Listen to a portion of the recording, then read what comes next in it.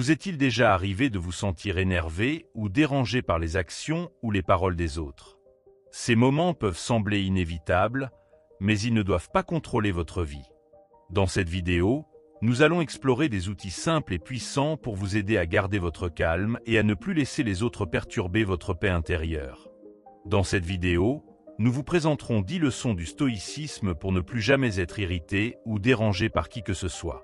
Avant de commencer, aime la vidéo et abonne-toi à la chaîne pour ne manquer aucun de nos nouveaux contenus. Leçon 1. Contrôlez vos émotions. Imaginez ceci. Vous êtes dans une file d'attente interminable et quelqu'un vous dépasse sans même s'excuser. Votre première réaction est peut-être la colère, l'irritation, voire l'envie de répliquer. Mais voilà, le stoïcisme nous invite à prendre un moment pour respirer et réfléchir. Pourquoi laisser cette personne contrôler votre humeur? En réalité, personne ne peut vous énerver sans votre permission. C'est vous qui décidez comment réagir. Les stoïciens croyaient que nous ne pouvons pas contrôler ce qui nous arrive, mais nous pouvons toujours contrôler notre réponse.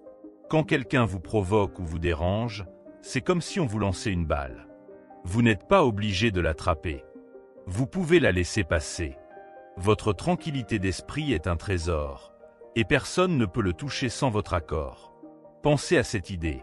Les émotions négatives que vous ressentez ne viennent pas des autres, mais de votre jugement sur ce qu'ils font. Si votre collègue vous critique, ce n'est pas sa critique qui vous blesse, mais votre interprétation de cette critique. En changeant votre façon de voir les choses, vous reprenez le pouvoir sur vos émotions. Marc Aurèle, un grand empereur et philosophe stoïcien, disait « Vous avez le pouvoir sur votre esprit, pas sur les événements extérieurs. Réalisez cela, et vous trouverez la force. » Cela signifie que même dans les situations les plus frustrantes, vous pouvez choisir de rester calme. Vous n'êtes pas une marionnette que les autres peuvent manipuler avec leurs actions. Pratiquer, cela demande de l'entraînement. Commencez par des petites choses. Par exemple, si quelqu'un vous coupe la route en voiture, au lieu de klaxonner ou de vous énerver, respirez profondément et dites-vous « Ce n'est pas grave, je contrôle ma réaction ». Petit à petit, vous verrez que ces situations auront moins d'emprise sur vous. Un autre outil stoïcien est de se rappeler que les gens agissent souvent par ignorance, pas par méchanceté. Celui qui vous énerve ne réalise peut-être même pas ce qu'il fait. En comprenant cela, il devient plus facile de pardonner et de ne pas laisser leur comportement vous affecter. Vous gagnez en paix intérieure. Imaginez que votre esprit est comme un lac. Quand quelqu'un jette une pierre dans l'eau, des vagues apparaissent. Mais si vous restez calme, les vagues s'apaisent rapidement. De la même façon, quand vous choisissez de ne pas réagir avec colère, votre esprit retrouve rapidement son équilibre. C'est cela, la maîtrise de soi. Sénèque, un autre grand stoïcien, disait « La colère est une folie passagère ». Quand vous vous énervez, vous perdez temporairement la raison. En apprenant à reconnaître les signes de la colère avant qu'elle ne vous submerge, vous pouvez l'arrêter net. Prenez une pause, respirez, et rappelez-vous que vous êtes en contrôle. Enfin, souvenez-vous que votre journée ne dépend pas des actions des autres, mais de votre réaction à ces actions. Si vous décidez que rien ni personne ne peut gâcher votre journée, alors rien ni personne ne le pourra. C'est une décision personnelle, un choix que vous faites chaque matin en vous levant. Le stoïcisme ne vous promet pas une vie sans problème, mais il vous donne les outils pour traverser ces problèmes avec grâce et sérénité. En apprenant à contrôler vos émotions, vous devenez invincible. Personne ne peut vous déranger sans votre permission. Et cela, c'est un pouvoir immense. Leçon 2. Entre le stimulus et la réponse, il y a un espace. Imaginez que quelqu'un vous dit quelque chose de blessant. Entre le moment où vous entendez ces mots et celui où vous réagissez, il y a un espace, même minuscule. C'est dans cet espace que se trouve votre pouvoir. Les stoïciens croyaient que c'est là que tout se joue. Dans cette pause, vous pouvez choisir comment répondre, plutôt que de réagir impulsivement. Cet espace, c'est comme une petite porte vers votre liberté intérieure. Vous n'êtes pas obligé de répondre immédiatement. Vous pouvez prendre une seconde, respirer, et décider de la meilleure façon d'agir. C'est cela, la vraie maîtrise de soi. Et plus vous pratiquez, plus cet espace devient grand et facile à utiliser. Pensez à une situation où vous avez réagi trop vite, sous le coup de la colère. Vous avez probablement regretté ensuite. Maintenant, imaginez que vous aviez pris ne serait-ce que quelques secondes pour réfléchir. Vous auriez peut-être répondu différemment, avec plus de calme et de sagesse. C'est cela que les stoïciens vous encouragent à faire. Utilisez cet espace pour choisir une réponse qui vous respecte. Épictète, un philosophe stoïcien, disait « Ce qui trouble les hommes, ce ne sont pas les choses, mais les jugements qu'ils portent sur les choses. » En d'autres termes, ce n'est pas ce qui vous arrive qui compte, mais comment vous décidez de le voir. Cet espace entre le stimulus et la réponse est justement là pour vous permettre de choisir votre jugement. Prenons un exemple concret. Si quelqu'un vous critique, vous pouvez choisir de voir cela comme une attaque personnelle ou comme une opportunité d'apprendre. Dans le premier cas, vous serez énervé. Dans le second, vous resterez calme et ouvert. C'est vous qui décidez, et c'est cela qui fait toute la différence. Cet espace est aussi un rappel que vous n'êtes pas vos émotions. Vous pouvez ressentir de la colère, de la frustration ou de la tristesse, mais vous n'êtes pas obligé d'agir sous leur influence. En prenant du recul, vous réalisez que vous êtes plus grand que ces émotions passagères. Vous êtes celui qui choisit comment les gérer. Pratiquer, cela demande de la patience. Au début, il peut être difficile de ne pas réagir immédiatement. Mais avec le temps, vous verrez que cet espace devient un allié précieux. Il vous permet de rester maître de vous-même, même dans les situations les plus difficiles. Un autre aspect important est de ne pas laisser les autres dicter vos émotions. Si quelqu'un essaie de vous provoquer, rappelez-vous que vous avez le choix de ne pas entrer dans son jeu. En refusant de réagir comme il l'attend, vous gardez votre pouvoir et votre tranquillité. Enfin, cet espace est aussi un rappel que vous êtes responsable de vos réactions. Personne ne peut vous forcer à être énervé ou triste. C'est vous qui décidez comment interpréter les événements et comment y répondre. En acceptant cette responsabilité, vous reprenez le contrôle de votre vie. Le stoïcisme vous enseigne que la tranquillité d'esprit est un choix. En utilisant cet espace entre le stimulus et la réponse, vous pouvez préserver votre paix intérieure, peu importe ce qui se passe autour de vous. C'est une leçon puissante, et elle est à votre portée dès maintenant. Leçon 3. Faites une pause et réfléchissez avant de réagir. Imaginez que vous êtes dans une situation où quelqu'un vous dit quelque chose de blessant ou fait quelque chose qui vous irrite. Votre première réaction est peut-être de répondre immédiatement, de vous défendre ou de montrer votre colère. Mais avant de réagir, prenez une pause. Respirez profondément. Ce moment d'arrêt est crucial. Il vous permet de ne pas être emporté par vos émotions et de garder le contrôle de vous-même. C'est comme appuyer sur le bouton « Pause » d'un film pour réfléchir à ce qui se passe vraiment. Maintenant, identifiez ce que vous ressentez. Est-ce de la colère? De la frustration? De la tristesse? Nommez cette émotion. En la reconnaissant, vous commencez déjà à la maîtriser. Les émotions sont comme des vagues. Elles montent, mais elles finissent toujours par redescendre. Si vous les laissez passer sans leur donner trop d'importance, elles perdent leur pouvoir sur vous. Vous n'êtes pas vos émotions, vous êtes celui ou celle qui les observe. Ensuite, interrogez-vous. Pourquoi cette situation vous dérange-t-elle? Est-ce parce que vous vous sentez attaqué? Parce que vos attentes n'ont pas été respectées? Souvent, ce qui nous énerve n'est pas l'action elle-même, mais notre interprétation de cette action. Par exemple, si quelqu'un vous critique, est-ce vraiment une attaque personnelle, ou cette personne exprime-t-elle simplement son propre point de vue? En remettant en question votre interprétation, vous réalisez que beaucoup de choses ne méritent pas votre énergie. Une fois que vous avez identifié vos émotions et interrogé votre interprétation, vous pouvez décider comment agir. Et ici, le mot-clé est « décider ». Vous n'êtes pas obligé de réagir immédiatement ou de manière impulsive. Vous pouvez choisir de répondre avec calme, de ne pas répondre du tout, ou même de voir la situation sous un angle différent. C'est vous qui avez le pouvoir de choisir, pas vos émotions. Prenons un exemple concret. Imaginez que vous êtes coincé dans un embouteillage. Vous pourriez vous énerver, klaxonner maudire les autres conducteurs. Mais à quoi cela sert-il? Cela ne fera pas avancer les voitures plus vite. Au lieu de cela, vous pourriez profiter de ce moment pour écouter de la musique, réfléchir à votre journée, ou simplement observer ce qui se passe autour de vous. En changeant votre perspective, vous transformez une situation frustrante en une opportunité de calme.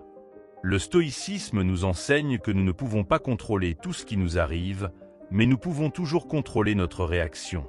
C'est une idée puissante. Quand vous réalisez cela, vous devenez moins vulnérable aux actions des autres. Vous ne laissez plus les circonstances extérieures dicter votre état d'esprit. Vous reprenez le contrôle de votre vie, petit à petit. Bien sûr, ce n'est pas toujours facile. Parfois, les émotions sont si fortes qu'il est difficile de prendre du recul. Mais c'est justement dans ces moments-là que la pratique est la plus importante. Plus vous vous entraînez à faire une pause et à réfléchir avant de réagir, plus cela devient naturel. Avec le temps, vous remarquerez que les choses qui vous énervaient auparavant ont moins d'impact sur vous. Une autre astuce est de se rappeler que les autres agissent souvent en fonction de leurs propres problèmes, peurs ou insécurité. Quand quelqu'un vous irrite, demandez-vous « Pourquoi cette personne agit-elle ainsi ?» En comprenant que leur comportement vient souvent de leur propre souffrance, il devient plus facile de ne pas le prendre personnellement. Cela ne signifie pas que vous devez tout excuser, mais cela vous aide à rester calme. Enfin, rappelez-vous que vous n'êtes pas parfait. Il y aura des moments où vous réagirez trop vite, où vous serez énervé ou dérangé. Ce n'est pas grave. L'important est de reconnaître ces moments, d'en tirer des leçons et de continuer à progresser. Chaque jour est une nouvelle opportunité de pratiquer cette pause, cette réflexion et cette action rationnelle. En résumé, ne pas être énervé ou dérangé par les autres ne signifie pas ignorer vos émotions ou devenir indifférent. Cela signifie prendre le temps de comprendre ce que vous ressentez, pourquoi vous le ressentez, et choisir comment agir. C'est un processus qui demande de la pratique, mais chaque petit pas vous rapproche d'une vie plus paisible et plus maîtrisée. Alors, la prochaine fois que vous sentez la colère monter, souvenez-vous, faites une pause, respirez et réfléchissez. Vous avez le pouvoir de choisir votre réponse. Leçon 4. Les attentes sont la source de la souffrance. Combien de fois vous êtes-vous senti frustré parce que quelqu'un n'a pas agi comme vous l'espériez? Peut-être un ami qui a oublié votre anniversaire, un collègue qui n'a pas fait son travail correctement, ou un inconnu qui vous a manqué de respect. Ces situations nous énervent souvent, mais savez-vous pourquoi? Parce que nous avons des attentes. Nous attendons des autres qu'ils se comportent d'une certaine manière, et quand ce n'est pas le cas, nous sommes déçus. Mais voici une vérité importante. Les attentes sont souvent la source de notre souffrance. Les gens agissent en fonction de leur propre vécu, de leurs expériences, de leurs valeurs et de leurs émotions. Ils ne vivent pas dans votre tête, et ils ne savent pas toujours ce que vous attendez d'eux. Même s'ils le savaient, ils pourraient ne pas être capables ou désireux de répondre à ces attentes. En comprenant cela, vous commencez à voir que vos attentes ne sont pas toujours réalistes. Et quand vous lâchez prise sur ces attentes, vous libérez une grande partie de votre frustration. Prenons un exemple simple. Imaginez que vous organisez une soirée et que vous attendez qu'un ami arrive à l'heure. Mais il est en retard. Vous commencez à vous énerver, à penser qu'il ne vous respecte pas. Mais peut-être qu'il a eu un imprévu ou qu'il a mal estimé le temps de trajet. Si vous aviez simplement accepté que les choses ne se passent pas toujours comme prévu, vous auriez pu profiter de la soirée au lieu de vous concentrer sur votre déception. Le stoïcisme nous enseigne que nous ne pouvons pas contrôler les actions des autres, mais nous pouvons contrôler nos réactions. Cela ne signifie pas que vous devez tout accepter sans rien dire. Vous pouvez toujours exprimer vos sentiments ou fixer des limites. Mais en arrêtant d'attendre que les autres se conforment à vos attentes, vous réduisez considérablement les sources de stress et de colère dans votre vie. Une autre façon de voir les choses est de se rappeler que chacun a ses propres défis et ses propres batailles. La personne qui vous a énervé n'agit peut-être pas par méchanceté, mais parce qu'elle est stressée, fatiguée ou simplement différente de vous.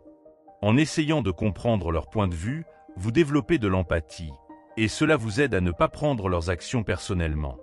Bien sûr, cela ne veut pas dire que vous devez tolérer des comportements toxiques ou nuisibles. Il y a une différence entre accepter que les autres ne répondent pas toujours à vos attentes et laisser les autres vous manquer de respect. Vous pouvez toujours choisir de vous éloigner des personnes qui vous font du mal, mais sans colère ni ressentiment. Vous agissez alors de manière rationnelle, pas émotionnelle. Une pratique utile est de se concentrer sur ce que vous pouvez contrôler, vos propres actions, vos pensées et vos réactions. Au lieu de passer du temps à vous demander pourquoi les autres ne font pas ce que vous voulez, demandez-vous comment vous pouvez mieux gérer vos attentes. Par exemple, si vous savez qu'un ami est souvent en retard, prévoyez quelque chose à faire en attendant ou ajustez vos plans en conséquence. Cela vous évitera bien des frustrations. En fin de compte, accepter que les autres agissent selon leur vécu et non selon vos attentes est un pas vers une paix intérieure plus grande. Cela ne signifie pas que vous devez abandonner vos valeurs ou vos désirs, mais simplement que vous reconnaissez que vous ne pouvez pas tout contrôler.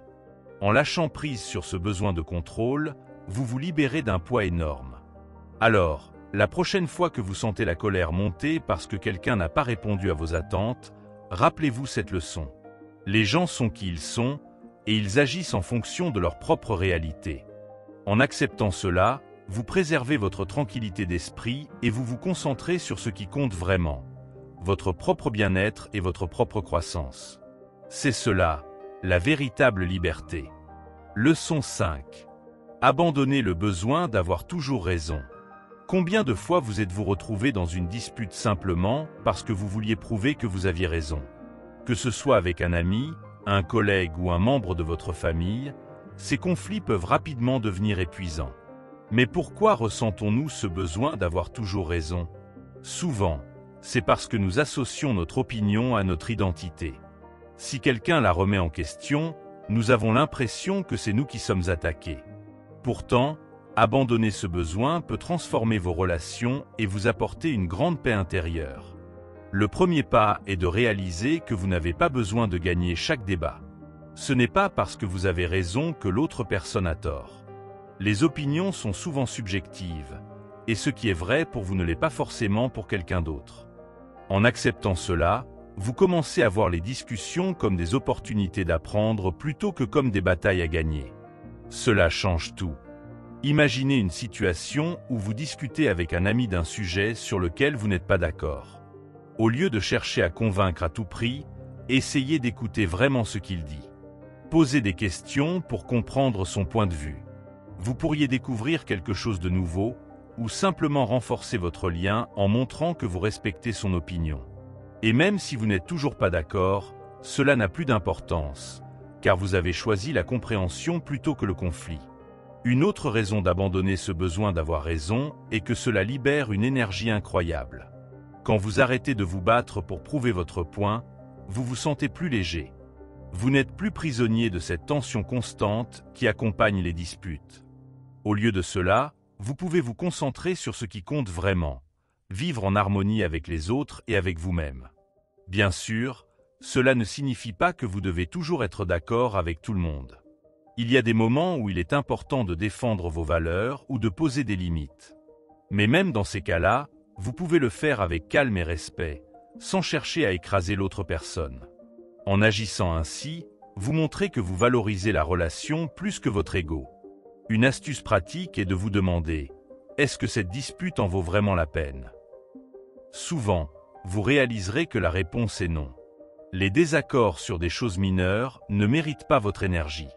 En choisissant vos batailles, vous préservez votre paix intérieure et vous évitez des conflits inutiles. Cela ne fait pas de vous une personne faible, mais une personne sage.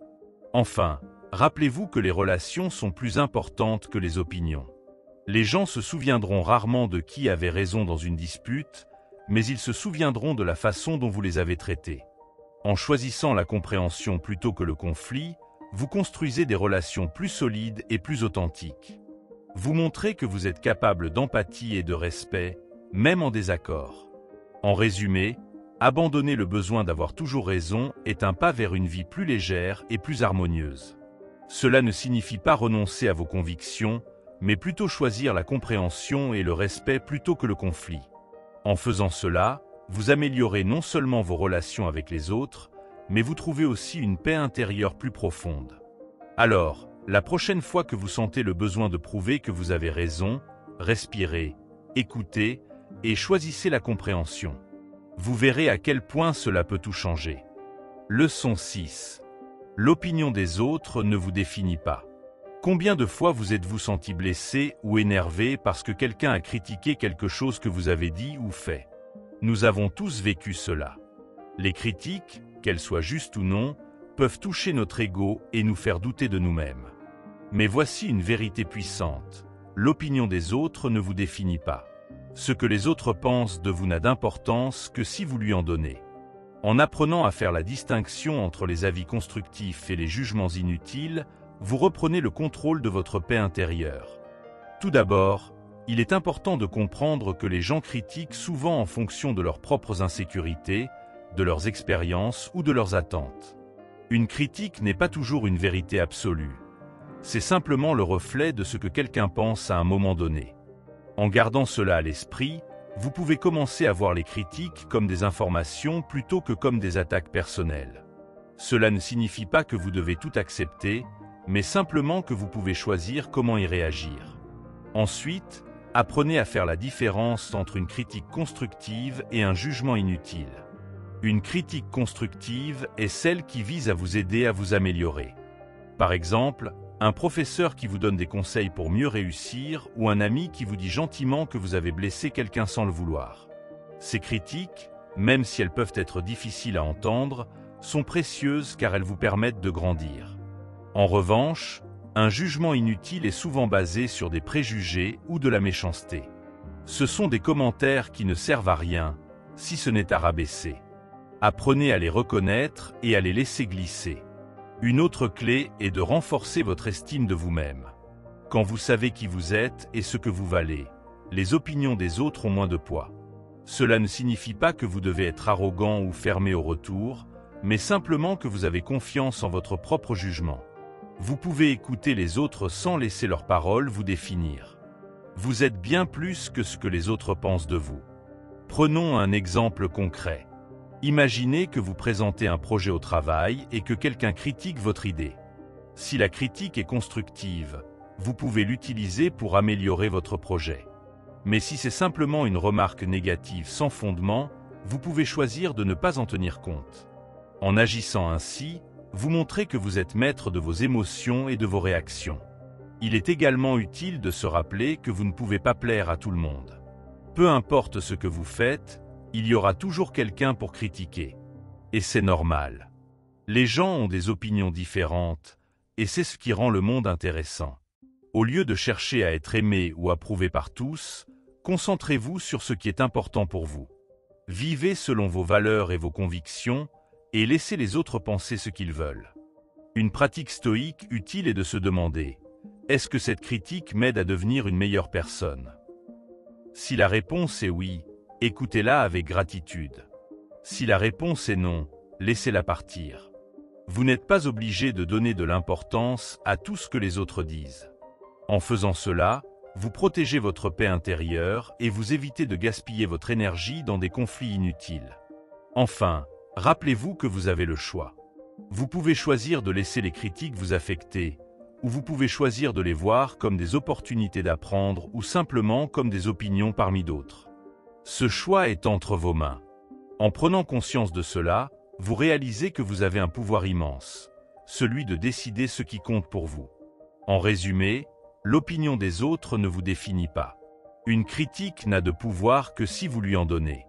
En apprenant à faire la distinction entre les avis constructifs et les jugements inutiles, vous protégez votre paix intérieure et vous vous concentrez sur ce qui compte vraiment, votre propre croissance et votre bien-être. Alors, la prochaine fois que quelqu'un vous critique, respirez, réfléchissez et choisissez comment réagir. Vous êtes bien plus fort que vous ne le pensez. Quand vous recevez une critique, prenez un moment pour respirer avant de réagir. Cela vous donne le temps de réfléchir à ce qui a été dit et de décider si cela mérite votre attention. Une réaction impulsive peut souvent aggraver la situation, alors que prendre du recul vous permet de répondre avec calme et clarté. Vous montrez ainsi que vous êtes maître de vos émotions. La patience est une force, pas une faiblesse. Il est également utile de se demander, Cette personne me critique-t-elle pour m'aider ou pour me blesser? Si c'est pour vous aider, même si les mots sont durs, essayez de voir le message derrière la forme. Si c'est pour vous blesser, rappelez-vous que leur jugement en dit plus sur eux que sur vous. Vous n'êtes pas obligé de prendre à cœur ce qui n'est pas dit avec bienveillance. Parfois, les critiques les plus difficiles à entendre sont celles qui contiennent une part de vérité. Dans ces cas-là, au lieu de vous sentir attaqué, voyez cela comme une opportunité de vous améliorer. Personne n'est parfait, et reconnaître ses erreurs est un signe de maturité et de force. En grandissant grâce à ces retours, vous devenez une version plus forte et plus sage de vous-même. Une autre astuce est de cultiver une attitude de gratitude envers les critiques constructives. Au lieu de les voir comme des attaques, considérez-les comme des cadeaux. Elles vous montrent des angles que vous n'auriez peut-être pas vus par vous-même. En adoptant cette perspective, vous transformez une situation potentiellement négative en une opportunité d'apprentissage et de croissance. Il est aussi important de se rappeler que vous n'êtes pas seul à recevoir des critiques. Tout le monde, sans exception, est jugé ou critiqué à un moment ou à un autre. Même les personnes les plus admirées ont leurs détracteurs. En réalisant cela, vous comprenez que les critiques font partie de la vie et qu'elles ne sont pas une mesure de votre valeur.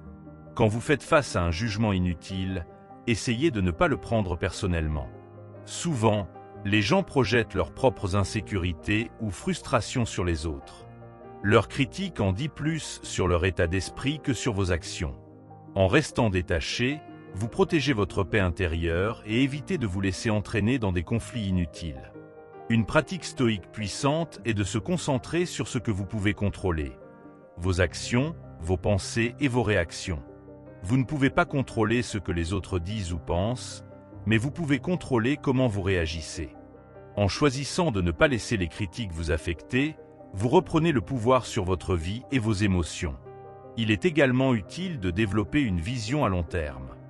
Demandez-vous, dans 5 ans, cette critique aura-t-elle encore de l'importance?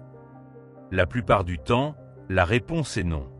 Les petites disputes et les jugements passagers perdent rapidement leur pertinence.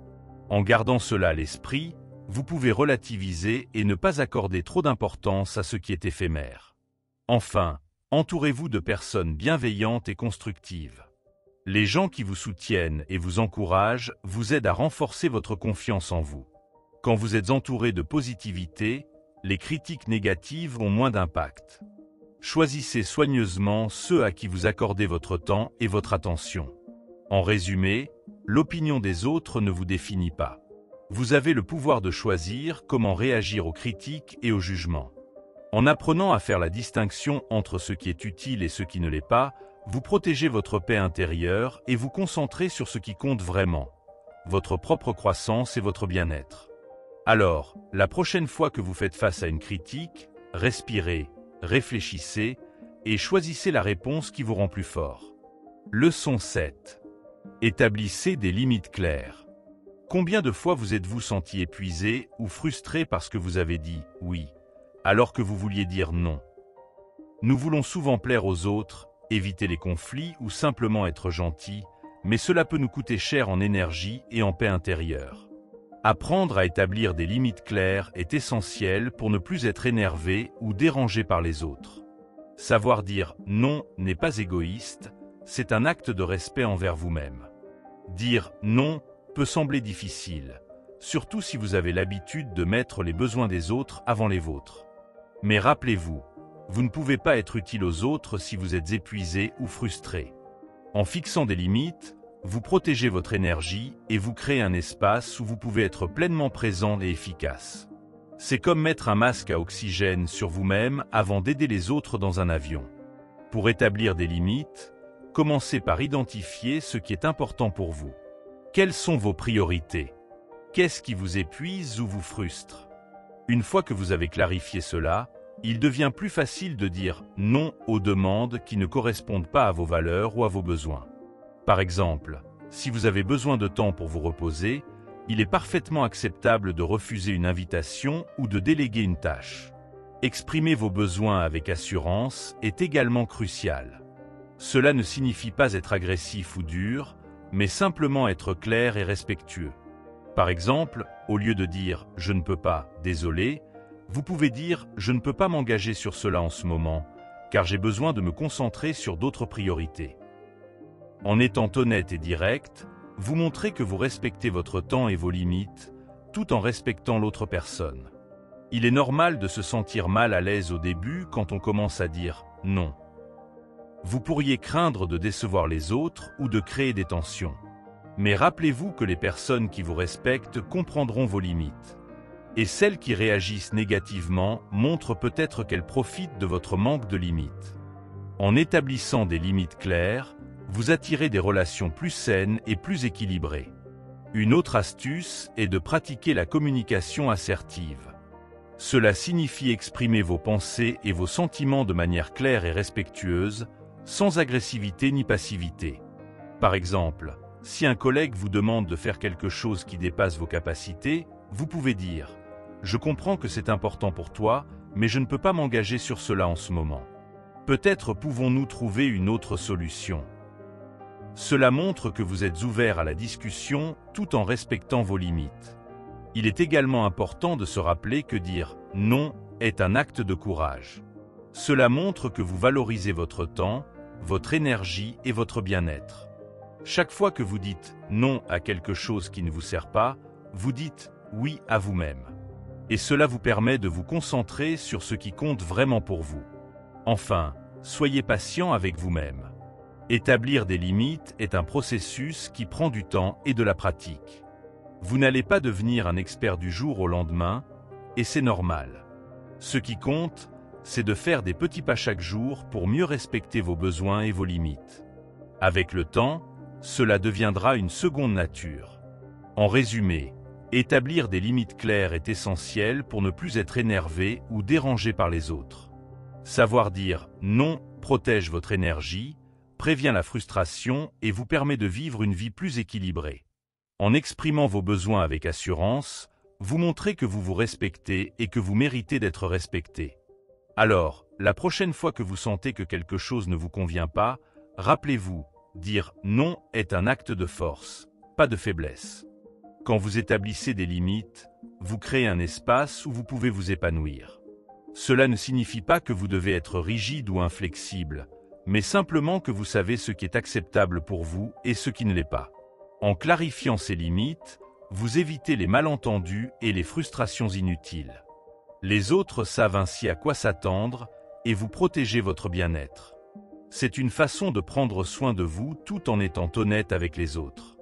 Une erreur courante est de croire que dire « non » va blesser les autres ou nuire à vos relations. En réalité, les gens respectent souvent ceux qui savent s'affirmer. En étant clair sur vos limites, vous montrez que vous avez du respect pour vous-même, et cela inspire le respect des autres. Une relation saine est basée sur la communication et le respect mutuel, pas sur le sacrifice constant de vos besoins. Parfois, les autres peuvent tester vos limites, surtout si vous avez l'habitude de dire « oui » à tout. Dans ces moments, restez ferme mais calme. Rappelez-vous que vous n'avez pas à justifier vos choix en détail. Un simple « cela ne me convient pas » ou « je ne peux pas m'engager sur cela » suffit. Vous n'êtes pas obligé de vous expliquer longuement, car vos limites vous appartiennent. Il est également utile de pratiquer l'autocompassion quand vous établissez des limites. Il est normal de se sentir coupable ou mal à l'aise au début, surtout si vous n'avez pas l'habitude de dire « non ». Mais rappelez-vous que prendre soin de vous n'est pas égoïste. En fait, c'est nécessaire pour être une version équilibrée et heureuse de vous-même. Plus vous pratiquez, plus cela devient naturel. Une autre astuce est de visualiser les conséquences positives de vos limites.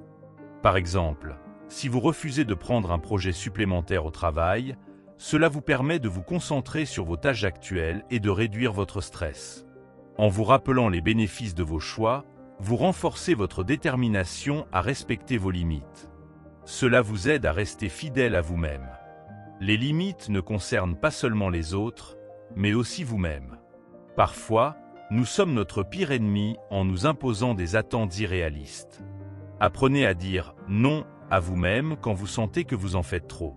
Prendre du temps pour vous reposer ou vous détendre n'est pas une perte de temps, c'est une nécessité. En respectant vos propres limites, Vous montrez l'exemple aux autres. Il est également important de communiquer vos limites avec bienveillance. Par exemple, au lieu de dire « je ne veux pas t'aider », vous pouvez dire « je ne peux pas t'aider cette fois, mais je suis là pour toi autrement ». Cela montre que vous respectez vos besoins tout en restant empathique envers les autres. La manière dont vous exprimez vos limites peut faire toute la différence.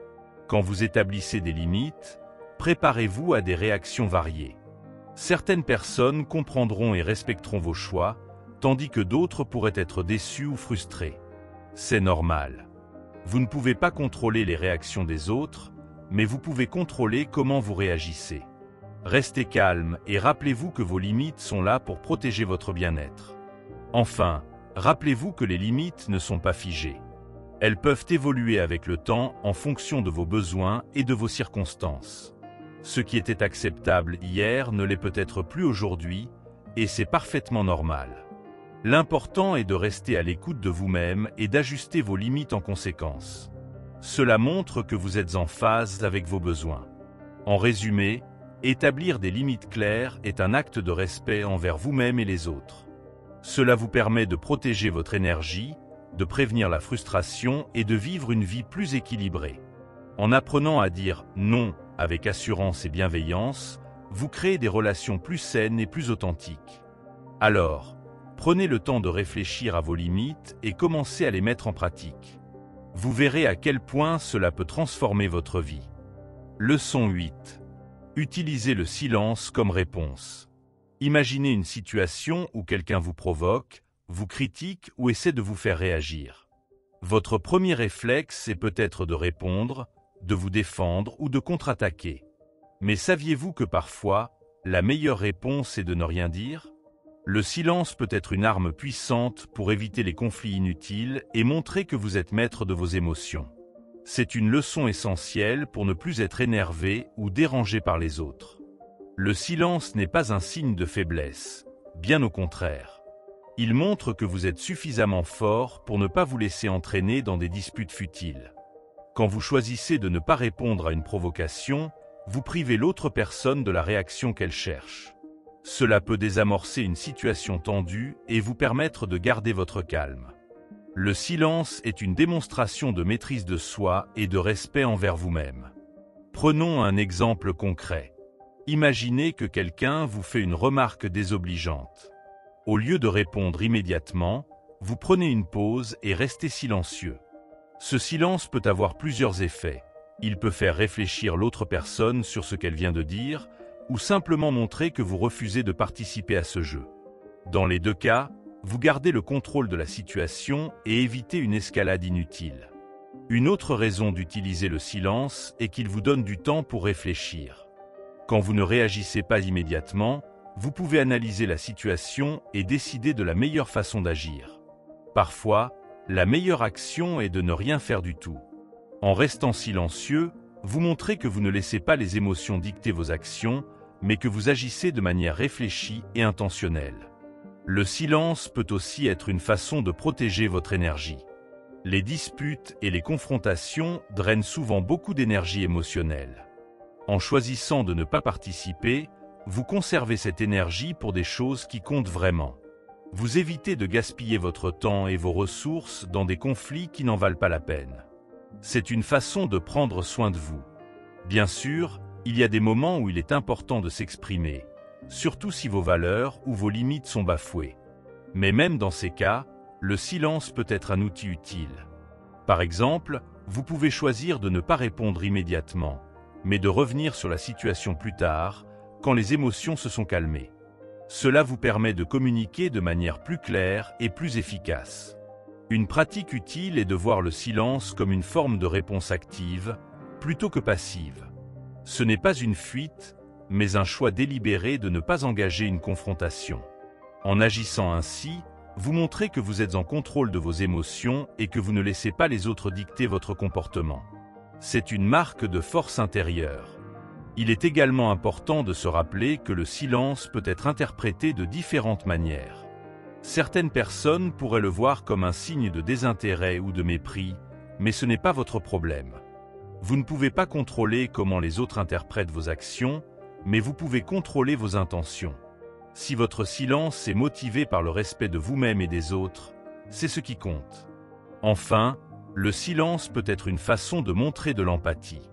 Parfois, les gens disent des choses blessantes parce qu'ils souffrent eux-mêmes. En choisissant de ne pas répondre, vous leur donnez l'espace pour réfléchir à leurs paroles et à leurs actions. Cela peut être une façon silencieuse de leur montrer que vous comprenez leur douleur, sans entrer dans leur jeu. En résumé, utiliser le silence comme réponse est une technique puissante pour éviter les confrontations inutiles et préserver votre paix intérieure. Cela montre que vous êtes maître de vos émotions et que vous refusez de vous laisser entraîner dans des conflits qui ne vous servent pas. Alors, la prochaine fois que vous sentez la colère monter, essayez de rester silencieux. Vous pourriez être surpris de la force et de la clarté que cela vous apporte. Le silence peut aussi être une façon de recentrer votre attention sur ce qui compte vraiment.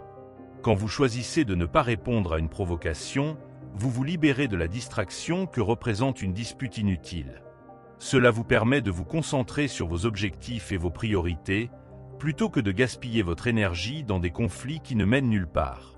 En restant silencieux, vous gardez votre esprit clair et votre cœur léger. Une autre raison d'utiliser le silence est qu'il peut désamorcer une situation tendue. Quand deux personnes s'engagent dans une dispute, cela crée souvent une escalade d'émotions négatives. Mais si l'une des deux personnes choisit de ne pas participer, cette escalade s'arrête net. Le silence peut ainsi être un outil puissant pour ramener le calme et permettre à chacun de réfléchir avant d'agir. C'est une façon de prendre soin de vous et des autres. Le silence peut aussi être une forme de respect. Parfois, les gens disent des choses qu'ils ne pensent pas vraiment sous le coup de l'émotion. En choisissant de ne pas répondre immédiatement, vous leur donnez l'espace pour se calmer et peut-être même pour s'excuser. Cela montre que vous respectez leur humanité et que vous refusez de participer à une dispute qui ne ferait que blesser tout le monde. C'est une marque de maturité et de sagesse. Il est important de se rappeler que le silence ne signifie pas que vous êtes d'accord ou que vous acceptez ce qui a été dit. Cela signifie simplement que vous choisissez de ne pas engager une confrontation. Vous pouvez toujours exprimer vos sentiments plus tard, de manière calme et réfléchie, si vous en ressentez le besoin. Le silence vous donne le temps de choisir la meilleure façon de répondre, plutôt que de réagir impulsivement. Une autre astuce est d'utiliser le silence pour observer et comprendre. Quand vous ne réagissez pas immédiatement, vous pouvez mieux analyser la situation et les motivations de l'autre personne. Cela vous permet de voir au-delà des mots et des émotions et de comprendre ce qui se cache derrière. En agissant ainsi, vous pouvez répondre de manière plus appropriée et plus efficace, si vous décidez de le faire. Le silence peut aussi être une façon de montrer votre confiance en vous. Quand vous ne ressentez pas le besoin de prouver quelque chose ou de défendre votre point de vue à tout prix, vous montrez que vous êtes sûr de vous. Cela peut impressionner les autres et les inciter à vous respecter davantage. Le silence est souvent perçu comme une marque de force et de sérénité. Il est également utile de pratiquer le silence dans votre vie quotidienne, pas seulement dans les situations de conflit. Prendre des moments de silence pour vous-même vous permet de vous reconnecter à vos pensées et à vos émotions. Cela vous aide à rester centré et à ne pas être emporté par les distractions et les bruits du monde. Le silence est une forme de méditation qui renforce votre paix intérieure. Quand vous utilisez le silence comme réponse, il est important de rester calme et détendu. Votre langage corporel et votre expression faciale doivent refléter votre maîtrise de soi. Si vous restez silencieux tout en montrant de la colère ou de la frustration, cela peut avoir l'effet inverse. En restant calme, vous montrez que vous êtes en contrôle et que vous ne laissez pas les autres vous perturber. Enfin, rappelez-vous que le silence est un choix, pas une obligation.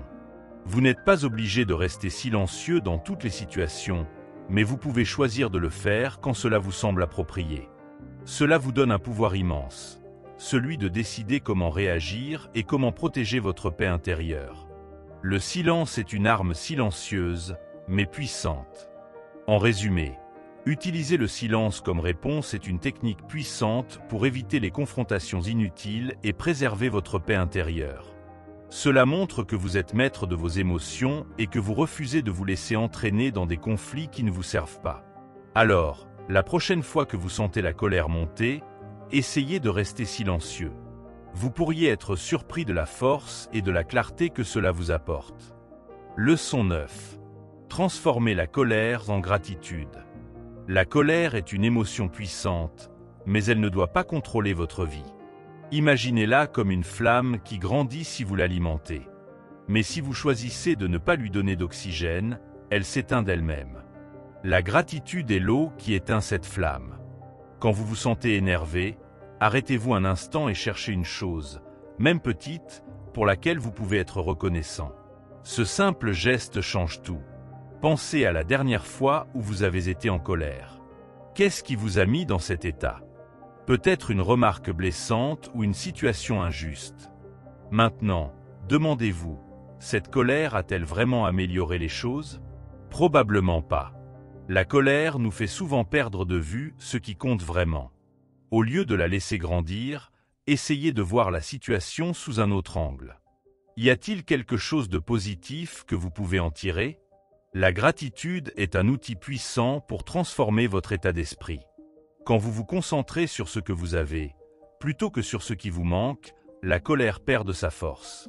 Par exemple, si quelqu'un vous critique, au lieu de réagir immédiatement, pensez à une qualité que cette personne possède. Cela ne justifie pas son comportement, mais cela vous aide à voir la situation avec plus de calme. Les petits gestes de gratitude ont un impact énorme.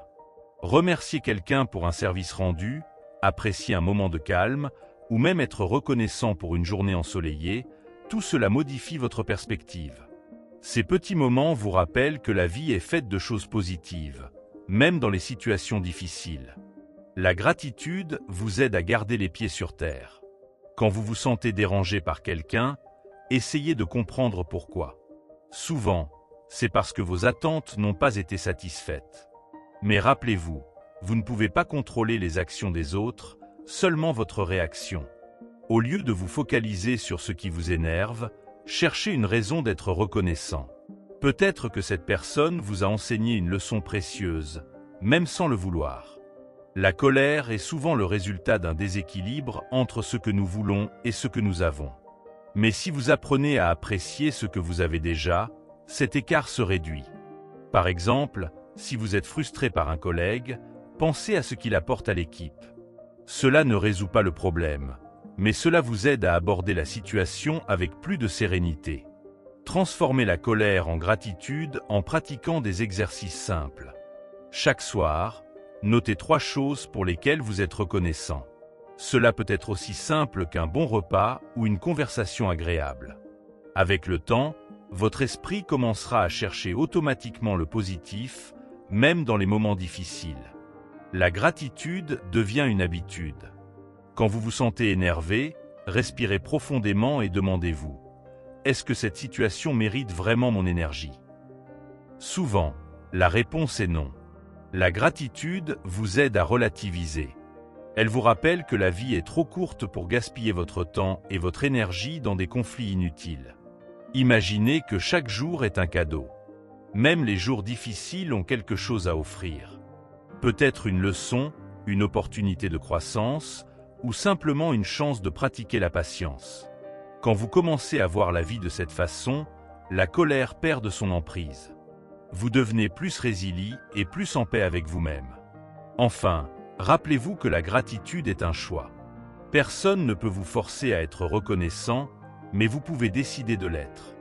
Chaque fois que vous choisissez la gratitude plutôt que la colère, vous reprenez le contrôle de votre vie. Et c'est là que réside votre véritable pouvoir. Alors, la prochaine fois que vous sentez la colère monter, souvenez-vous, la gratitude est votre meilleur allié. La gratitude agit comme un bouclier contre la négativité. Quand vous vous concentrez sur ce qui va bien, les problèmes semblent moins écrasants. Par exemple, si vous êtes coincé dans les embouteillages, au lieu de vous énerver, pensez à la chance d'avoir un moyen de transport. Ce changement de perspective peut transformer une journée stressante en une journée acceptable, voire agréable. Les relations humaines sont souvent source de frustration, mais elles peuvent aussi être une source de gratitude. Si quelqu'un vous irrite, essayez de vous rappeler un moment où cette personne vous a aidé ou rendu service. Cela ne signifie pas que vous devez tout accepter, mais cela vous aide à voir les gens dans leur globalité, avec leurs qualités et leurs défauts. La gratitude vous aide à cultiver l'humilité. Quand vous réalisez à quel point vous dépendez des autres et du monde autour de vous, il devient plus difficile de rester en colère. Chaque personne, chaque situation, même désagréable, contribue à votre croissance. Et cela mérite d'être reconnu. Pratiquer la gratitude, c'est comme entraîner un muscle. Au début, cela peut sembler difficile, surtout dans les moments de tension. Mais plus vous le faites, plus cela devient naturel. Commencez par de petites choses. Un sourire, un merci, une pause pour apprécier un moment de calme. Ces petits actes ont un effet cumulatif. La colère est souvent une réaction impulsive, mais la gratitude, elle, est une réponse réfléchie. Quand vous prenez le temps de réfléchir à ce qui vous entoure, vous réalisez que beaucoup de choses méritent d'être appréciées.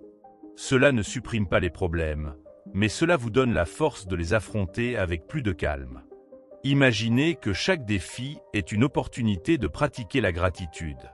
Si vous échouez, soyez reconnaissant pour la leçon apprise. Si vous réussissez, appréciez le chemin parcouru. La vie devient alors une série d'expériences à savourer, plutôt qu'une succession d'obstacles à surmonter. La gratitude vous connecte aux autres. Quand vous exprimez votre reconnaissance, vous créez des liens plus forts. Les gens se sentent valorisés, et cela améliore vos relations. Même dans les conflits, un simple « merci pour ton point de vue » peut désamorcer une situation tendue. La nature est une excellente source de gratitude.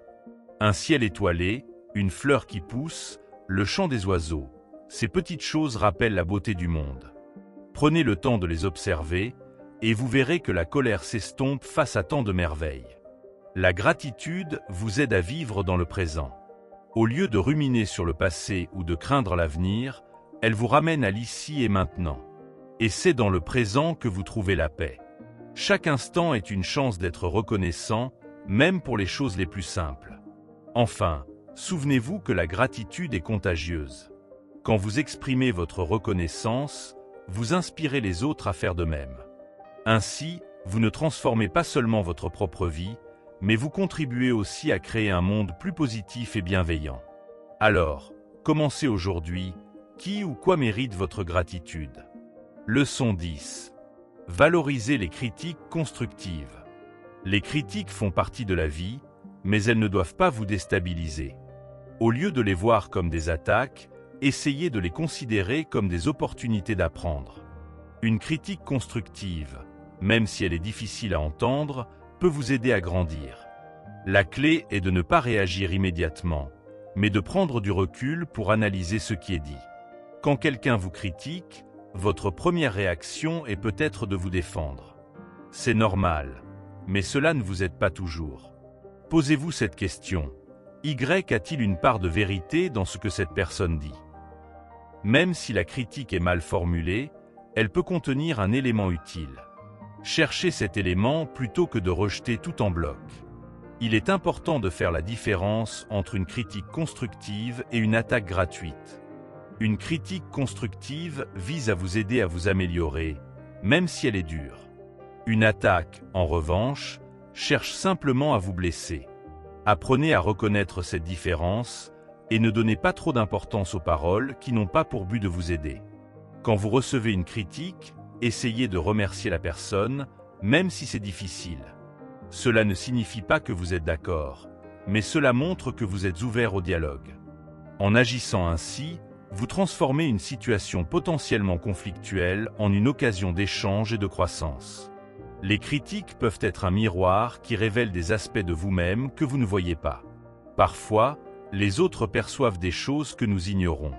Au lieu de rejeter leurs observations, utilisez-les pour vous améliorer. Cela demande de l'humilité, mais c'est un signe de force, pas de faiblesse. Quand vous recevez une critique, respirez profondément avant de répondre. Cela vous donne le temps de réfléchir plutôt que de réagir impulsivement. Demandez-vous, comment puis-je utiliser cette critique pour m'améliorer? Cette simple question change votre perspective et vous aide à rester calme. Il est également utile de demander des précisions si une critique n'est pas claire. Parfois, les gens expriment mal ce qu'ils veulent dire. En posant des questions, vous montrez que vous êtes ouvert à comprendre et vous évitez les malentendus. Cela peut transformer une critique négative en une conversation productive. Les critiques peuvent être blessantes, mais elles ne définissent pas qui vous êtes. Vous avez le pouvoir de choisir comment y réagir. Au lieu de les prendre personnellement, voyez-les comme des informations objectives. Cela vous aide à garder votre estime de vous-même intacte, même face à des remarques difficiles. Enfin, rappelez-vous que tout le monde reçoit des critiques, même les personnes les plus accomplies. Ce qui compte, c'est comment vous les utilisez. Les critiques constructives sont des outils pour progresser, pas des obstacles. En les acceptant avec grâce, vous montrez que vous êtes prêt à évoluer et à devenir une meilleure version de vous-même. Alors, la prochaine fois que quelqu'un vous critique, essayez de voir cela comme un cadeau. Même si ce cadeau est mal emballé, il peut contenir quelque chose de précieux. En valorisant les critiques constructives, vous transformez les défis en opportunités et vous renforcez votre résilience. Les critiques sont souvent perçues comme négatives, mais elles peuvent être des tremplins pour progresser. Quand vous recevez un feedback, demandez-vous « Qu'est-ce que je peux en tirer ?» Même une critique maladroite peut contenir une leçon précieuse. L'important est de rester ouvert et de ne pas laisser votre ego prendre le dessus. Quand vous réagissez à une critique, évitez de justifier ou de vous expliquer immédiatement. Prenez le temps de digérer ce qui a été dit. Parfois, une nuit de sommeil peut vous aider à voir les choses plus clairement. Cela vous permet de répondre avec calme et réflexion, plutôt que sous le coup de l'émotion. Les critiques peuvent révéler des angles morts dans votre comportement ou votre travail. Par exemple, si plusieurs personnes vous font la même remarque, il y a peut-être quelque chose à ajuster. Utilisez ces retours pour affiner vos actions et devenir plus efficace. C'est une façon proactive de transformer les critiques en avantages. Il est normal de se sentir blessé par une critique, mais essayez de ne pas la prendre personnellement. Souvent, les critiques concernent une action ou un comportement spécifique et non votre valeur en tant que personne. En séparant les deux, vous pouvez aborder le feedback avec plus de détachement et moins d'émotion. Les critiques sont aussi une occasion de renforcer vos relations. Quand vous montrez que vous êtes capable d'écouter et d'accepter un feedback, les autres vous respectent davantage. Cela crée un climat de confiance et d'ouverture, où les échanges sont plus honnêtes et constructifs. Si une critique vous semble injuste ou malveillante, vous n'êtes pas obligé de l'accepter. Vous pouvez simplement la laisser glisser sans y accorder trop d'importance. Apprenez à distinguer ce qui mérite votre attention et ce qui ne vaut pas votre énergie. Cela vous évite de vous épuiser inutilement. Les critiques peuvent aussi vous aider à développer votre empathie. En comprenant pourquoi une personne vous fait un certain retour, vous apprenez à voir les choses de son point de vue. Cela ne signifie pas que vous devez toujours être d'accord, mais cela enrichit votre compréhension des autres. Quand vous donnez vous-même une critique, essayez d'être constructif et bienveillant. Rappelez-vous comment vous aimeriez être traité dans une situation similaire. Une critique bien formulée peut inspirer et motiver, plutôt que décourager. Enfin, gardez à l'esprit que personne n'est parfait. Tout le monde fait des erreurs et a des choses à améliorer. Accepter les critiques avec grâce montre que vous êtes humble et prêt à évoluer. C'est une marque de maturité et de force intérieure. Alors, la prochaine fois que vous recevez une critique, voyez-la comme une opportunité plutôt qu'une menace.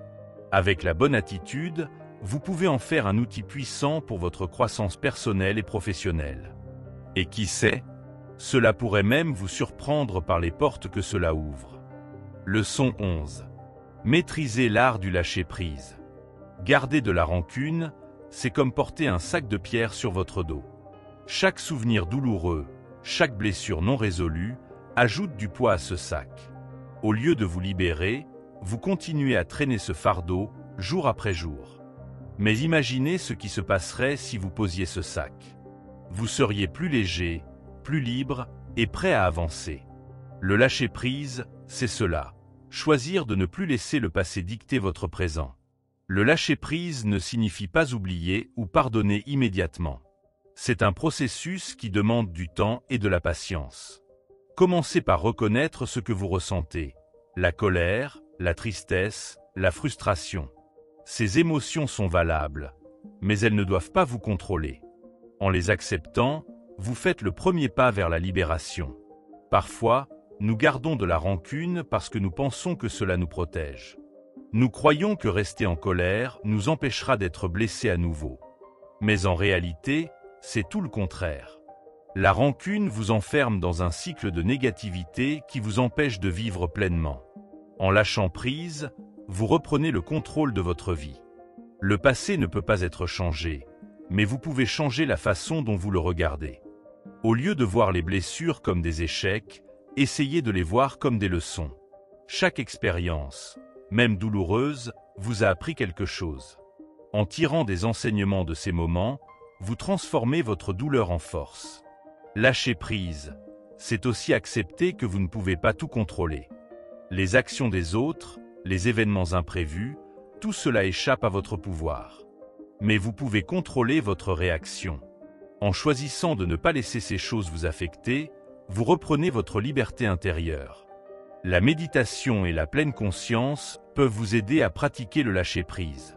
En vous concentrant sur le moment présent, vous apprenez à ne pas vous laisser emporter par les pensées négatives. Respirez profondément, observez vos émotions sans jugement et laissez-les passer comme des nuages dans le ciel. Parfois, lâcher prise signifie aussi couper les liens avec des personnes ou des situations toxiques. Ce n'est pas toujours facile, mais c'est nécessaire pour votre bien-être.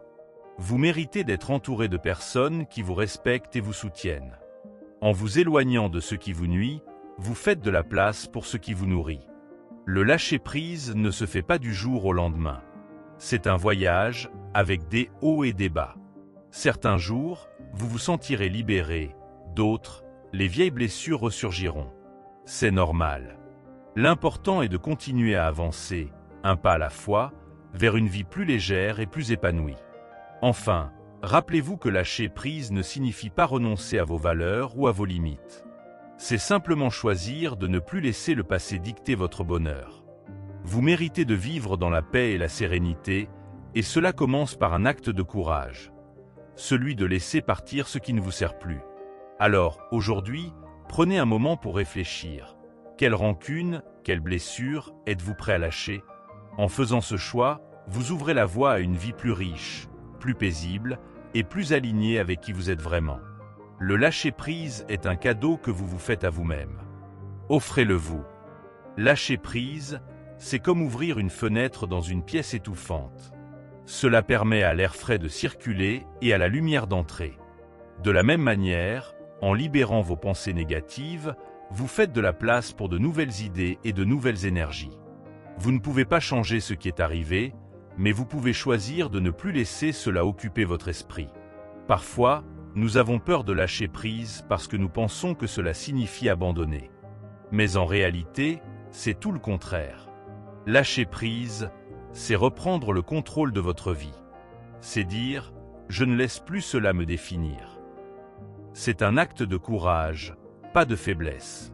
Les souvenirs douloureux peuvent ressembler à des films qui passent en boucle dans votre tête. Mais vous avez le pouvoir d'appuyer sur « stop ». Vous n'êtes pas obligé de revivre ces scènes encore et encore. En choisissant de les laisser derrière vous, vous reprenez le contrôle de votre histoire. Le lâcher-prise ne signifie pas que vous devez tout pardonner immédiatement. Cela peut prendre du temps, et c'est normal. L'important est de commencer le processus. Même un petit pas, comme reconnaître que vous êtes prêt à avancer, peut faire une grande différence. Quand vous lâchez prise, vous libérez de l'énergie que vous dépensiez à ruminer. Cette énergie peut alors être utilisée pour des choses positives. Vos passions, vos projets, vos relations. Vous vous sentez plus léger, plus vivant et plus connecté au moment présent. Parfois, lâcher prise signifie simplement accepter que certaines questions n'auront jamais de réponse. Vous ne saurez peut-être jamais pourquoi quelque chose s'est passé ou pourquoi une personne a agi d'une certaine manière. Et c'est OK. La paix vient souvent de l'acceptation, pas de la compréhension. Les émotions comme la colère ou la tristesse sont naturelles, mais elles ne doivent pas devenir des compagnons permanents. En les laissant partir, vous faites de la place pour des émotions plus positives. La joie, la gratitude, la sérénité. Cela ne signifie pas ignorer vos sentiments, mais simplement ne pas vous y attacher. Le lâcher-prise est aussi une forme de respect envers vous-même. Vous méritez de vivre d'une vie libérée du poids du passé. En choisissant de ne plus laisser les vieilles blessures vous définir, vous vous offrez une chance de recommencer, plus fort et plus sage. Enfin, rappelez-vous que lâcher prise est un acte d'amour envers vous-même. C'est vous dire « je mérite mieux que cela ». C'est choisir de ne plus laisser les autres ou les circonstances contrôler votre bonheur.